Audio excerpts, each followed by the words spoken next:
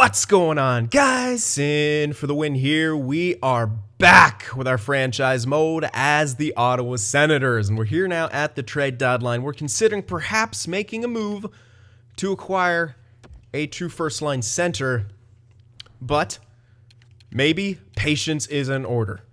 You know, yeah, we're not quite where we need to be, but I do feel like we are on the cusp, and yeah, definitely I always like having you guys in the comment section, my staff there, helping me out and preventing me from making possible panic moves, including maybe moving for a first-line center when Worrell could quite possibly be that with the right tools around him. If we're thinking about the future, we have Mitch Marner, bona fide playmaker, Tkachuk, who can be a bit of a hybrid production guy, and Lafreniere, who we're trying to develop into a great, another great option for to be a first-line playmaker type.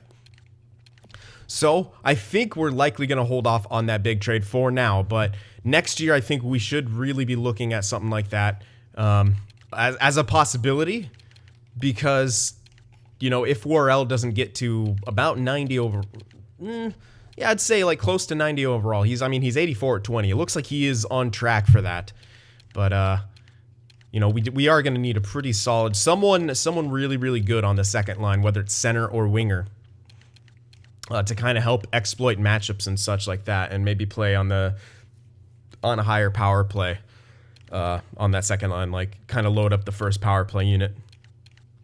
So that's kind of the idea behind that. But yeah, let's see if Worrell could get that chance to be that complete first line package. The offensive awareness bit on the lower side right now, but if he can get that up to like 90, if he gets to 90 overall, then that would be really great and optimal. And he's got a great shot, and he shoots a lot. 207 shots right now in 63 games played. He's not gonna hit 300 or anything like that, but 250 shots in the season is a good amount, especially when you got someone like Tkachuk who will take maybe close to 200. He's taken less this year, but maybe because he's been playing with Worrell a lot. So we're gonna just kind of continue on here, but I will try to see if I was seeing if I can maybe get a higher pick, some higher picks here, because we already have our max 9, but we might be able to do a little bit of a farming, so to speak, to get. We have 2 seconds, so we kind of actually are maxed out, a first and 2 seconds, but maybe another third or something like that. Let's take a look at the draft class here, and see if we can maybe kind of predict where. Or see if there's something around that range that we're going to want to pick up more picks for. We could always trade at the draft too, which would be a bit better. This guy's looking like a low elite. He is being scouted currently, so that's good. Another medium elite, lefty defenseman. Of course, it's a lefty. Okay, well, we have a guaranteed elite goaltender who's listed as a gem, so we're going to be able to pick him up. That's looking like 4th, 5th round. That's good. But yeah, I'm not seeing a whole lot here. That points to the 3rd round. This right here would. That's pointing to early 3rd round. He is being scouted. This guy also in the 3rd round, not currently being scouted. Let me just do that right now. I've been doing this a lot more, actually. Instead of like resetting from the assigned scout page, doing this a lot more. I always do a bit of this, usually towards the end of the year when I'm off camera. But could be good, pretty beneficial. This guy's another friggin' lefty. It's hilarious. I don't need lefties in this one, but the franchise I'm doing my own that does need lefties are harder to find. It's always like that. Whatever you need is harder to find. So again, another guy listed around 3rd round right here. I'm gonna get him a bit more scouted. So it does look like we should be able to find guys around that 3rd round. So we might want to pick up some more 3rd round picks. I'll hold off on these guys for now. I don't want to bore you guys too much with the scouting stuff.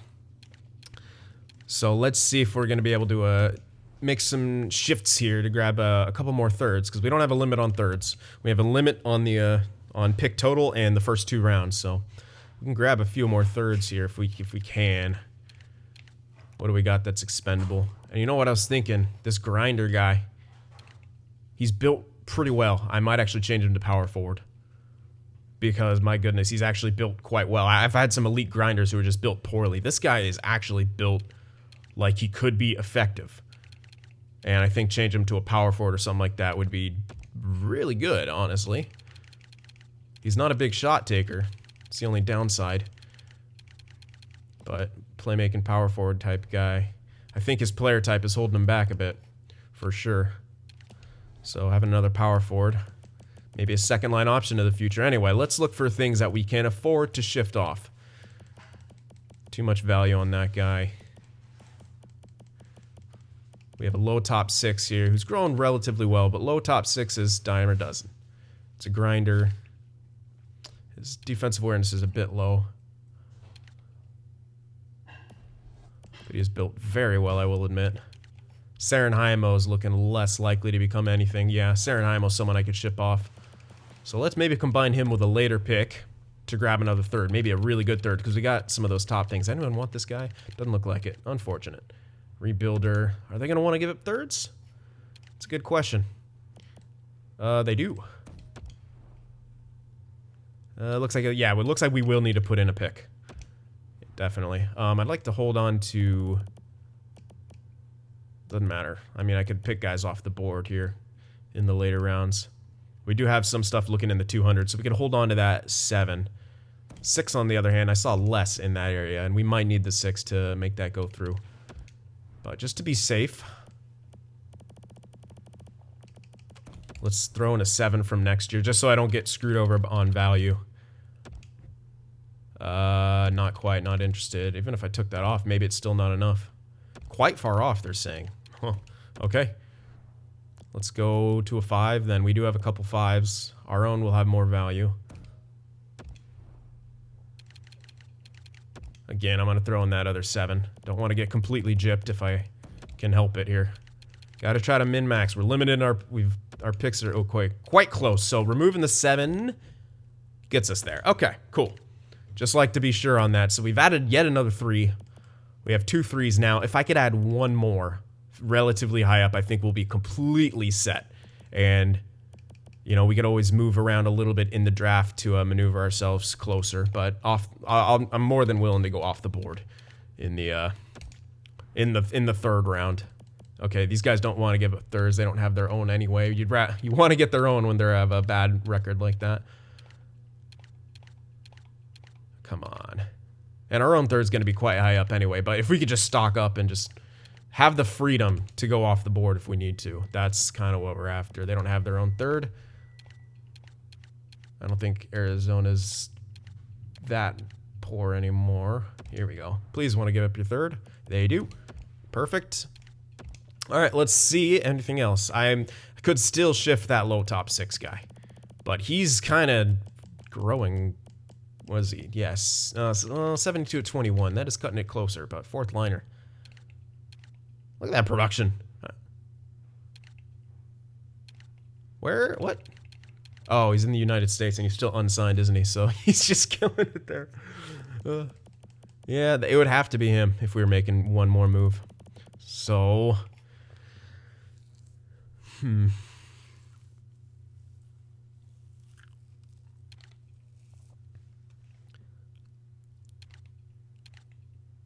He's going to be very good defensively. Decent discipline, actually, at 81. You know what? I say I maybe hold on to him and only trade him at the draft, if anything. Because for a low top 6, he's on decent pace for growth. He should, by where he's at right now, looking like at least a 4th liner. So we got a high fringe starter and a backup. We're not going to be able to get much for the backup. I'm willing to move it, but we're not going to get much. The high fringe starter, we could move. Because we got Holette here, who is on pace to become a backup. I don't know how good of one, but he's on that pace. Iginla could be a future starter. We can pick up yet another elite goaltender. And...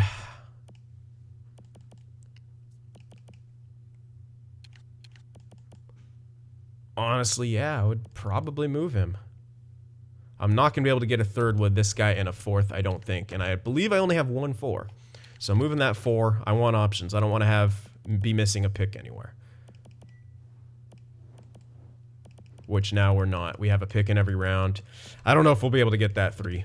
So I might hold on to it. Hold on to that idea. Hold on to that the high fringe starter until I'm for sure certain that I want to move that. I don't want to move him and then, maybe not have something around that. So I think that will conclude our business here at the trade deadline. We're going to kind of be a little bit more patient by looking for that true top center and give our guys one more year to grow. Hopefully get Mitch Marner's morale to completely reset or just put him in a better position with guy. I mean, I think if Worrell gets some nice growth this year in the offseason especially, and is about 87 overall, then I think Marner could have a lot more success on that first line with Tkachuk and Worrell being as high as they are. We could get him out of this funk that he's currently in because we're paying him quite a lot of money, and we need him to be putting up those points.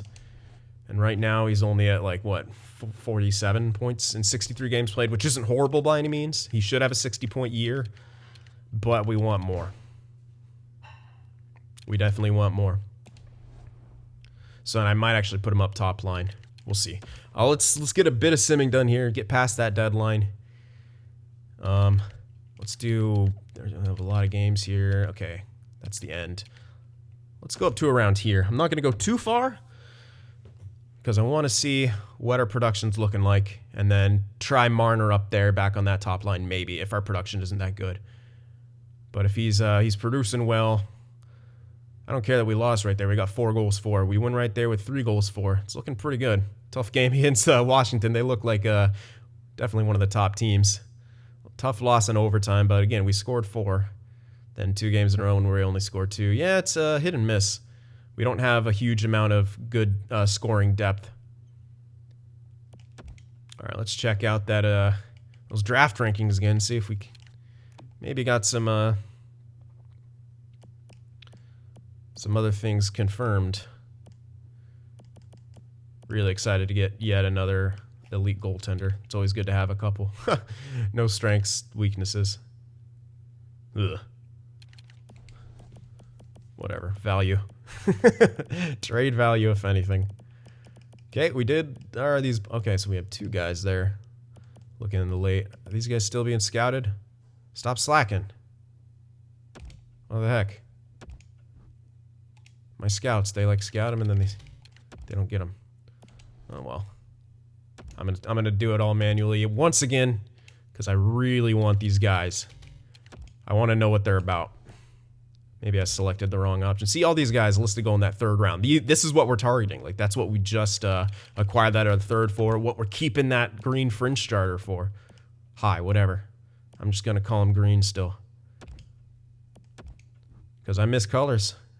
You can't hate it. And I think the Thunder stopped by now, but man, you guys should have heard it earlier. There was some nut stuff happening. It started hailing out of nowhere, and then there's crazy lightning and thunder. I was really excited for some of that to come in the video, but it doesn't look like that'll happen. All right, so we lose that game in a shootout, but we get 3 goals for. So overall, we had, 4 goals for, 4 goals for, 3 goals for, 1, 4, 2, 2, 3 in reg. Yeah. I mean, it's pretty good, but we're losing the majority of the game still, so we're still tanking. Looks like production's decent. Do I want to try Marner onto that top line for a bit? Maybe. Maybe that's an experiment we want to do. He's dropping even further, man. I don't know, but at least we got Lafreniere up to an 81. Looks like a lot of morale, though. But at least that'll make him slightly better. We can go back to something like this. Even try Balcer's up there, man. He's got 44 points. 25 goals for Dzingel, though. Lafreniere has been struggling a bit. What if we did a line like this and had Marner on that first? Just trying to find other combinations. White is slowing us down. I'm actually going to put him 4th line for a bit. Give Batherson a bigger chance to step up. I'm doing a lot of line swaps here, but we're just trying to find some stuff that'll work and help. So let's try something like this out. Just try to get Marner. We got 11 games left. Just get him something. Get him moving in the right direction. Help him out with the ice time morale boosts now. All right, let's finish this off. Not the year that we wanted, but maybe the year that was expected and that we needed. There's a 5-goal game. Small sample size, but if we can continue that, 3 goals in reg, only 2 goals in reg, losing in OT a lot. 3 goals.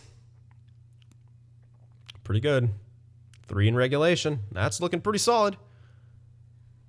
5 goals. I don't care about the loss. You guys got me 5 goals. And we know our goaltending's trash. Not too concerned about that. 4 goals for. Yeah, you know what? 4 goals for again. Defense was suffering, but look at that. What was that? 2 games in there when we had less than 3 goals? Looks like it. Looks like that was a much better combination. Where we start here? 5 goals for, 3 goals for. Okay, 2 goals for, 3 goals, 3, 2, 5, 1, 4, 4, 3. I'd say that was a much better pace than what we were at before. So that's at least good. We kind of found a little bit of a spark there at the end. We got to take the little victories. And Chabot got himself a 70-point season. He might actually be, he's got to be in the Norris conversations. Don't look at that locker room chemistry. Jesus, it's really bad. We need that all just to reset. I don't know if it ever will, but you know. Goals for per game, look at that. 2.94, almost at 3. Power play, 25%. Penalty kills bad. We actually had a better away record than we did home record. 2, 5, and 3 in the last 10, but the goals for definitely went up.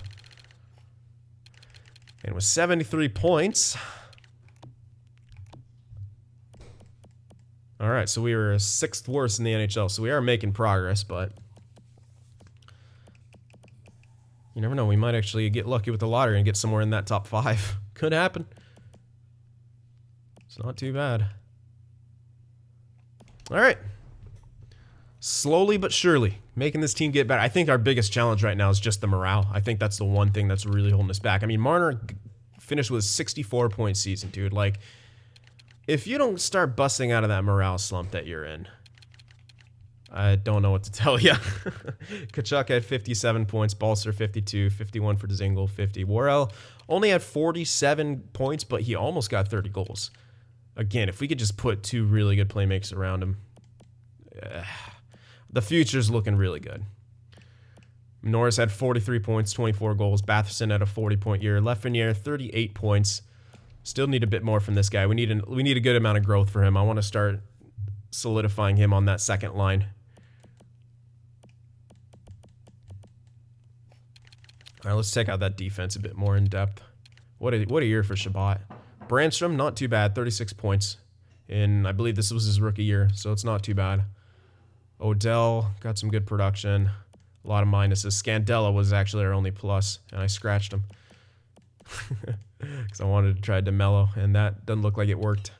But we also had pretty much given up on the playoffs at that point. Goalies, a lot to be desired. Malcolm Subban, not looking like the savior we were hoping for. Yeah. The only good thing, I'm trying to find all the silver linings here that we can. Wow, Patrick Kane. 110 points, 55 goals, 55 assists. He's probably getting that Maurice Richard. I don't see anyone. Oh, no, never mind. Oliver Wahlstrom has come. He has broken into the league, and he's got almost 400 shots. Oh, good old created players. What a contract. What a contract New York has him on. Wow. Yep, he's gonna have some fun. Almost 60 goals.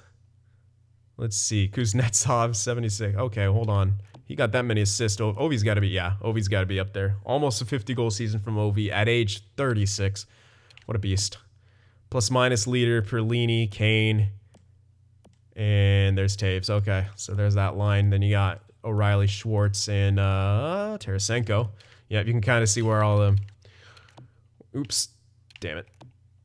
Who's the most clutch? Austin Matthews. 12 game winners on only 37 goals. Wow. Yeah, most clutch by far, Austin Matthews. Good gracious. McDavid with 19 power play goals, 44 and 44, above point a game. And the power play point leader likely, oh no, I was thinking it would be Kane, but no, it's actually Wahlstrom with 31 points on the power play. Very impressive. Adam Henrique with 4 shorties, 7 points total. Adam Henrique is scary on the penalty kill, apparently. Wow. And Dano on the Ducks. All right. Let's take a look at those Selke candidates. McDavid's up there in the convos, but Kotkaniemi much better, but there it is. O'Reilly. He, I think, is a shoo-in once again. That face-off percentage is way too high. His defensive stats are comparable, beating both of them in hits and blocked shots as well. And we'll take a look at that plus-minus. It should be, oh my god, yeah. He's, there, shoo-in. No other discussion necessary, but moment of truth. Oh my god, what? Matt Dumba with a 77-point season? Are you serious? Who? I've literally never seen Matt Dumba get this many points ever. But it had to happen when Hot Sam Bacho had a 70-point year, didn't it? It just had to. And I even think John Carlson or Boqvist is going to win the Norris over either of them. Simply because of that plus-minus. Game loves its plus-minus. Yeah, it'll probably be Carlson or Boqvist. Or maybe we get really lucky and have it be. I don't think so. You look at those two, it's going to be one of them. They're only 2 points off from Chabot. Only 9 from Dumba. And both Chabot and Dumba are minuses. Wow. Dumba. Of all people, Matt Dumba. So, I've never seen him get that many points in a season ever. Like, he's almost point a game. Ridiculous. All right. Goaltenders. What's going on here with the tendies? Give me 60. Thank you. All right, Pecorine back up there. Back up on top of things. And Sergei Bobrovsky. Pretty close. As is Vasilevsky. You could make a big argument.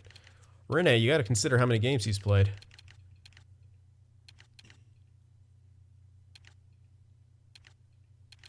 Yeah, I mean, goals against us. I mean, it is pretty freaking great.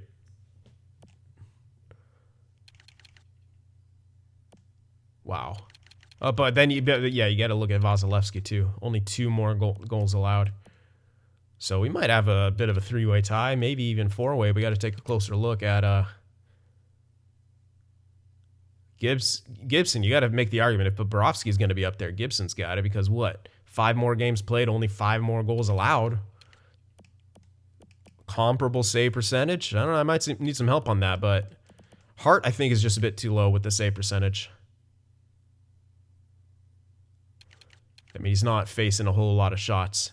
Look how many more shots people are facing with less games played, i.e. Bobrovsky. But Hart's going to be a beast. He's still, oh my god, 91 overall at age 23.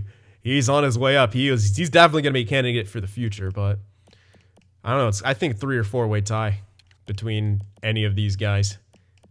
But you guys let me know about what you think it would be, and I will take your comments into consideration when we pick out the winners in the free agency video.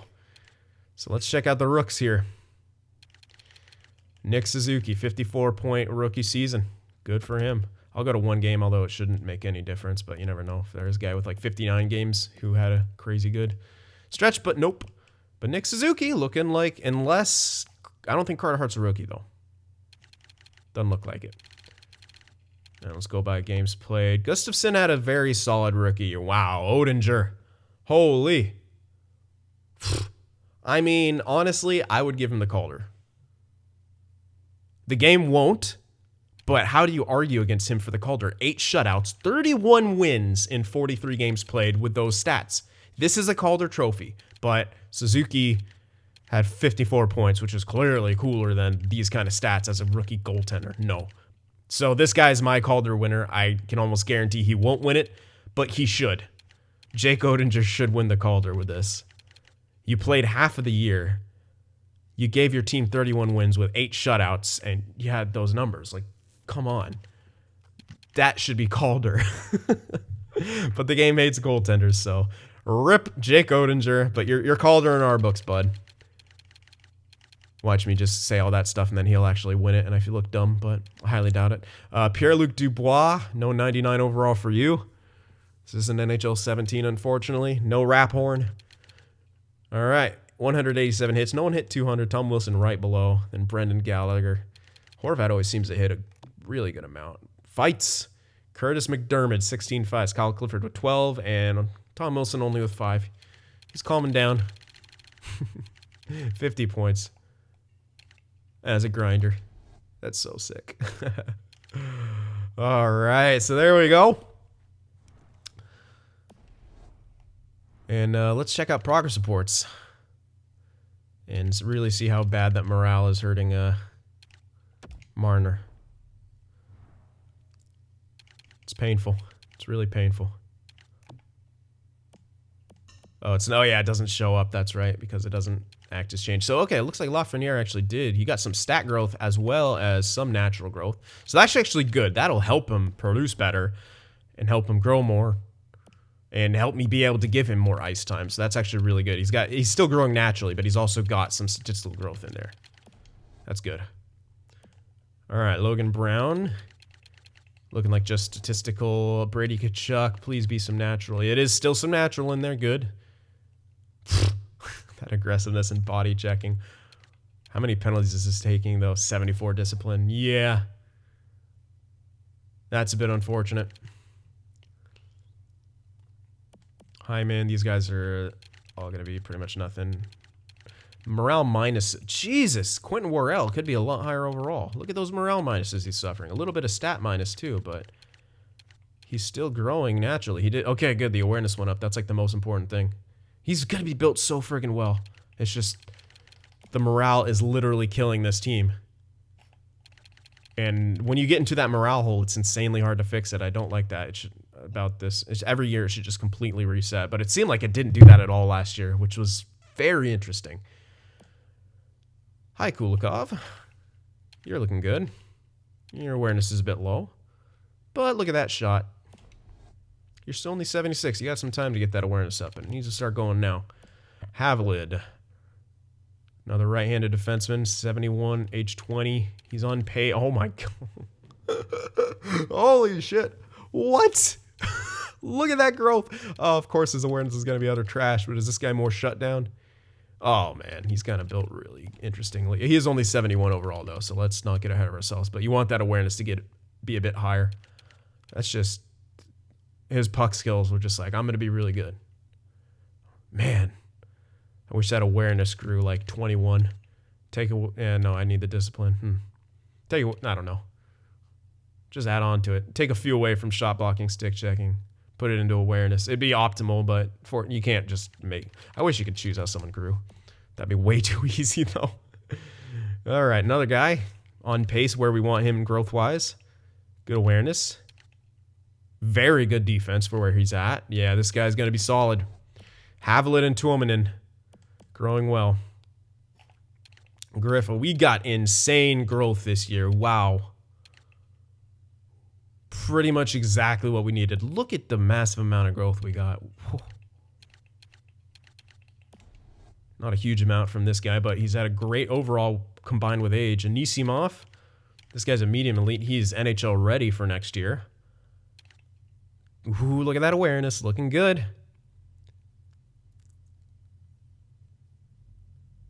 Pretty solid shot. Oh, woo, that defense.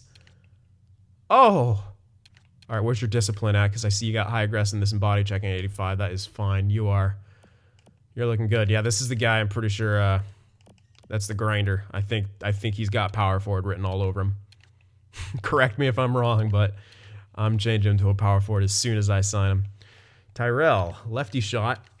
Grew a lot. It said it didn't change overall, but that's clearly bullcrap because you can't grow this much without changing overall. Passing, awareness, wow. Not a hard shot, but it's extremely accurate, and he's got good defense. Our defensive core is going to be ridiculously stacked very soon. So that's good news. Very good news. Forward end is a bit trickier. But dang, Kozlov got some solid growth. Not a whole hell of a lot, but it was his first year here, so hopefully he gets a big old jump next year. But, dude, we got insane growth. There's another silver lining for us. Our locker room chemistry is bad. We had another bad year. But our system, it's starting to all come together. Our prospects, our rookies, they're all starting to... We're seeing huge amounts of growth, which is really above and beyond what you can expect. We got insanely lucky this year. That is a huge amount. I have not seen that much growth since I was absolutely cheesing with draft pick hoarding in our Seattle franchise. Like, that is crazy, the amount that we just got. So Tanev, unfortunately, doesn't want an extension. I was hoping to kind of get him for cheap. Okay, Brandstrom does is good. We're holding on to Brandstrom, clearly. And he wants a ridiculously team-friendly deal. So let's do some quick maths on that. We're definitely going to want him. And now's the time where we want to start thinking about the long term of where we can save money, start saving it. 4-year deal at this price is absolutely insane for what he's going to be doing in that top 4. Zach Hyman may want to come back. That's not someone I give a contract to immediately. We really need Morales to reset. My goodness. Let me just... Yeah, I'm just trying to find guys who may need contracts. That really it so far? Fortunately, Tanev doesn't. I'll wait on that then, because I can't really... He shouldn't want too much. Yeah, but he wants 4 years. I ain't giving him that. What is it when I offer 2 or 1? Ugh. Still gonna be 5 mil. We'll have the space. Look at next year. We got 32 mil as it stands. And we're gonna have Bobby Ryan coming off contracts. You know what? Let's just try to secure Tanev right now. I'll give him 2 years at 5. He might not accept this, but that's all I'm willing to offer right now. And I think that pretty much does it. Goaltenders. I'm gonna get rid of Markstrom. Honestly, I could have probably traded him at the deadline, but yeah, I actually should have done that. Trade his ass at the deadline. Oh well. Hindsight 2020. I was too busy looking at trash prospects to try to move and trying to figure out how many thirds we'd need. And now we can't trade him at the draft, so we actually will have to use a prospect. Oh well. Again, not going to be perfect here, but our prospects are growing like weeds, and we need to get excited because the future is coming. Just like the Dragons, just like the Storm. It's all coming. All right, guys, I hope you enjoyed it. Remember to leave that like, and I'll see you guys in the next one. If watching my videos just isn't enough sin for you, be sure to go over there on Twitter and shoot me a follow, and you could even join our Discord server as well to talk with some of the other sinners out there. The links to both are in the description.